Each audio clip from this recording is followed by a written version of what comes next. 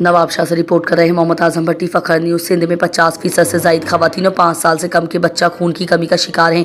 ख़वातीन और मासूम बच्चों में मुख्तलिफ बीमारियां पैदा हो रही हैं। खून की कमी की वजह से ही बड़ी तादाद में ख़वातीन और बच्चा मौत का शिकार हो रहे हैं। इन ख्यालात का इज़हार महकमा फूड अथॉरिटी के ताउन से मुकामी हॉल में बैनुल अक़वामी न्यूट्रिशन इंटरनेशनल तंजीम की जानिब से मुनक़दा सेमिनार से शोबा सेहत के माहिर डॉक्टर नवीद भुट्टो, साजिद बिरोही, नूर बालादी, इनायत अली व दीगर माहिरीन न्यूट्रिशन ने भी खिताब करते हुए कहा। डॉक्टर का कहना था कि घरेलू ज़िंदगी में गंदम से तैयार करदा आटे में मिनरल्स और विटामिन शामिल किए जाएं, जो कि माँ और बच्चे की ज़िंदगी के लिए इंतहाई ज़रूरी हैं। उन्होंने कहा कि ज़िचकी के दौरान कमज़ोरी का शिकार माँओं के बच्चा मौत का शिकार हो जाते हैं। अमवात की रोकथाम और बेहतर सेहत के लिए सिंध हुकूमत ने साल 2021 में सिंध फूड फोर्टिफिकेशन एक्ट मंजूर किया है। एक्ट पर सिंध की फ्लोर मिल्स और चक्की मालकान अमल दरामद के पाबंद हैं ताकि शहरी एक सेहतमंद जिंदगी गुजार सकें।